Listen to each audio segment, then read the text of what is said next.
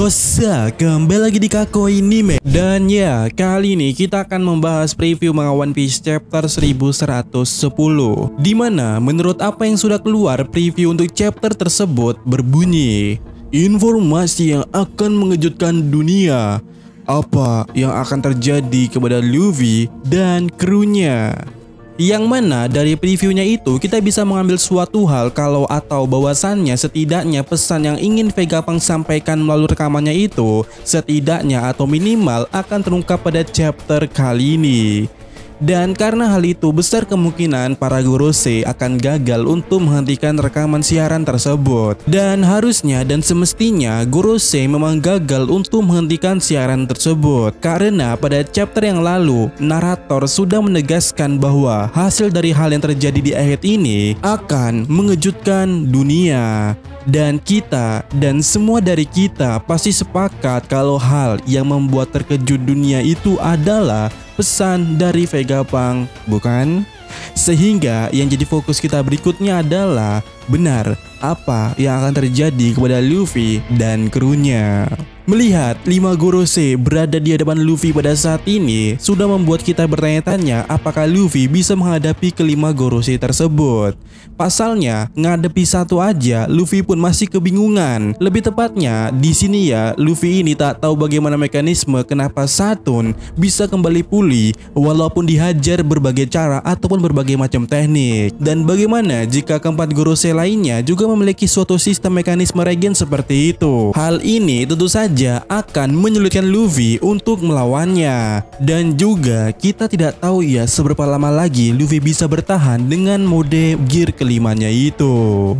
Lalu berbicara soal kelima Gorosei, jika menganut sistem Wusing, simbol pentagram atau magic circle mereka ini melambangkan 5 planet daripada nama mereka itu, dan setiap planet itu memiliki suatu elemen yang saling melengkapi.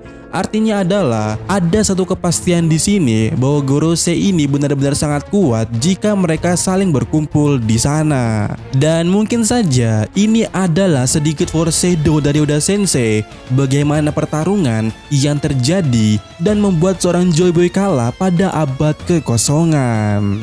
Dan apakah kali ini kita melihat kalau Luffy akan ditaklukkan atau tidak? Nah, oleh karena itulah di sini preview tadi itu menyebutkan apa yang akan terjadi kepada Luffy dan juga krunya. Namun sebelum semua itu kita harus mengingat sekali lagi bahwasannya tujuan utama kenapa 4 Gorosei sampai dipanggil oleh Saturn ke Egghead itu karena mereka berusaha untuk menghentikan siaran yang sedang disiarkan oleh Vegapunk saat ini melalui suatu sistem yang otomatis. Artinya adalah Gorosei tidak akan berfokus kepada Luffy, mereka tentu akan saja menuju ke Labopes. Sehingga itu pula kenapa pada previewnya kita dipertanyakan apa pula yang akan terjadi kepada krunya Luffy itu. Sebab jika Gorosei menuju ke Labopes, mestinya kita juga bertanya-tanya kru yang ada di sana apa kabarnya. Terlebih lagi, jikapun Gorosei gagal menghentikan siaran itu, pastinya mereka akan mengambil sesuatu yang penting di sana, dan itu adalah Nico Robin. Yap, Nico Robin pada saat ini berada di area Labopes dengan kondisi yang sangat tidak baik. Dirinya masih terluka dan saat ini kondisi Robin itu hanya dilindungi oleh trio ubur-ubur, yaitu Nami, Chopper, dan Usopp. Tentu saja ini akan sangat berbahaya jika Gorosei sampai menemukan lokasi Robin berada dan hanya dilindungi oleh mereka bertiga itu. Namun jika beruntung, Brook datang tepat pada waktunya ke tempat Nami berada dan juga Robin berada, sehingga setidaknya akan ada satu nakama yang siap untuk melindungi Robin di sana. Terlebih lagi ya, jika apa yang kita bahas sebelumnya adalah benar, Brook adalah orang yang cocok untuk melawan Gorosei karena sudah seharusnya Brook ini sangat berhubungan dengan hal yang mistis dan para Gorosei itu sejatinya sangat mistis.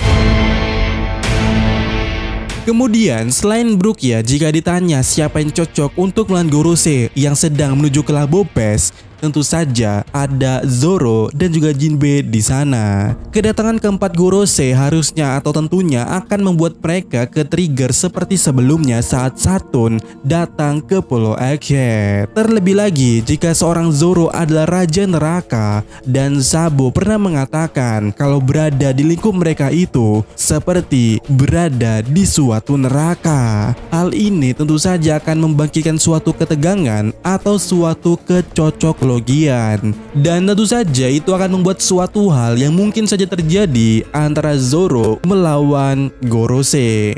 Namun sebelum itu terjadi, tentu saja kita juga harus melihat yang ada saat ini, di mana ya seorang Zoro ini pada saat ini sedang berhadapan dengan Lucy.